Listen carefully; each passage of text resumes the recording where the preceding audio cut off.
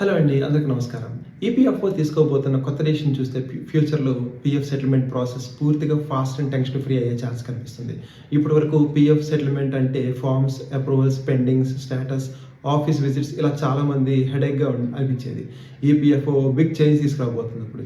Retirement అయిన కొద్ది రోజుల్లోనే పీఎఫ్ అమౌంట్ డైరెక్ట్‌గా బ్యాంక్ అకౌంట్‌లో పడేలాగా ఆటో సెటిల్‌మెంట్ సిస్టమ్‌ని తీసుకురావడం కోసం ప్రిపరేషన్స్ జరుగుతున్నాయి ఇప్పుడు. ప్రస్తుతం ఈపీఎఫ్ఓ పోర్టల్ విత్‌డ్రాల్ లేదా అడ్వాన్స్ క్లెయిమ్స్ చేయాలంటే already auto settlement system use చేస్తుంది. అంటే మెడికల్ ఎమర్జెన్సీ, ఎడ్యుకేషన్, మ్యారేజ్ లేదా అర్జెంట్ నీడ్స్ కోసం పీఎఫ్ అడ్వాన్స్ అప్లై చేస్తే సుమారు 3 రోజుల్లోనే మనీ బ్యాంక్ అకౌంట్‌లోకి క్రెడిట్ అవుతుంది.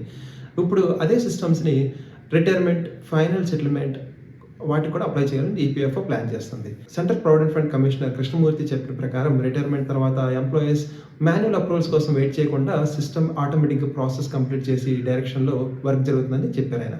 ఇది ప్రాక్టికల్‌గా చూస్తే చాలా బిగ్ రిలీఫ్. ఎందుకంటే ఇమ్మీడియేట్‌గా ఫినాన్షియల్ నీడ్ ఉంటుంది. కొంతమందికి లోన్స్ క్లియర్ చేయాలి, మెడికల్ ఎక్స్‌పెన్సెస్ హ్యాండిల్ చేయాలి, అలాగే ఫ్యామిలీ రెస్పాన్సిబిలిటీస్ కూడా మేనేజ్ చేయాలి.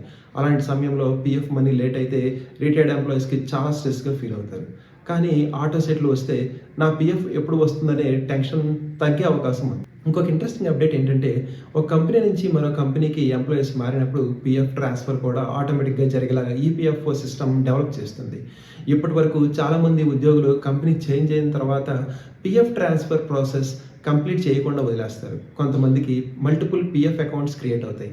కానీ ఫ్యూచర్‌లో ఆటో ట్రాన్స్ఫర్ ఫ్యూచర్ వస్తే manual request, paper work, follow up ఇవన్నీ తగ్గిపోతాయి.